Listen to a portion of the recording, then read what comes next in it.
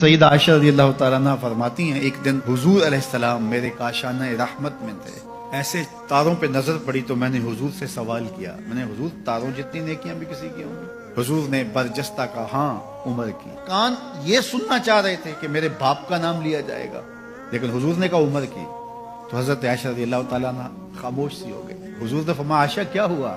عرض کی حضور میری تو آرزو تھی کہ میرے باپ کا نام لیا جائے گا۔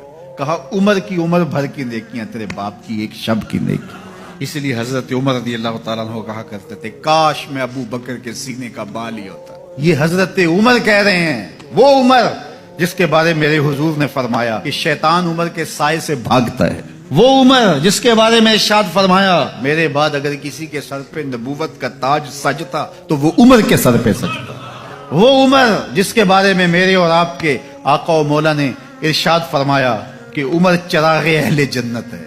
لوگوں سے کہا لوگوں جب نیک لوگوں کی بات کیا کرو تو میرے عمر کی بھی بات کیا کرو۔ وہ عمر وہ کیا کہہ رہے ہیں، کاش میں ابو بکر کے سینے پر اگا ہوا ایک بال ہوتا۔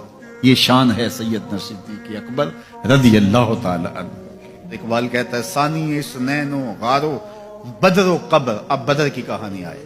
بدر میں 313 صحابہ کو لے کر حضور آئے، جب کفار 1000 کے لشکر جرار کو لے کے پہنچے تو حضور کے لیے ایک چھپر بنایا گیا، عریش، وہ لکڑیوں کا ایک سایہ کیا گیا اور وہاں حضور کو بٹھایا گیا کہ کوئی ضرر نہ حضور کو پہنچے۔ اب حضور کا پہرا کون دے؟ تو سارے لوگ جانے مارنے آئے تھے نا، کوئی بھی بزدل نہیں تھا، کوئی بھی کمزور نہیں تھا، تو کوئی آگے نہیں بڑھ رہا، حضرت ابو بکر بڑھے۔ اس کا کیا مطلب؟ یہ حضرت علی سے پوچھیے، مسجد کوفہ میں بیٹھے ہیں، ممبر پہ خطبہ دے رہے ہیں، لوگوں بتاؤ اس امت میں سب سے بہادر شخص کون ہے؟ برجستہ لوگوں نے کہا انتا یا علی، آپ ہی ہیں۔ حضرت علی فرمایا نہیں، اس امت میں سب سے بہادر شخص کا نام ابو بکر ہے۔ لوگوں نے کہا وہ کیسے؟ آپ اسد اللہ ہیں، شیر خدا ہیں، فاتح خیبر ہیں، سب سے بہادر شخص ابو بکر۔ تو حضرت علی فرمانے لگے جب عریش کے نیچے جگہ تیار کی گئی اور وہاں حضور تشریف فرما ہوئے تو کہا گیا کون حضور کا پہرا دے گا؟ تو کوئی آگے نہیں بڑھ رہا تھا، اس لیے نہیں کہ کوئی جان نہیں دینا چاہتا، ڈیوٹی بڑی حساس تھی، کوئی مجھے کاٹ کے آگے نہ بڑھ جائے۔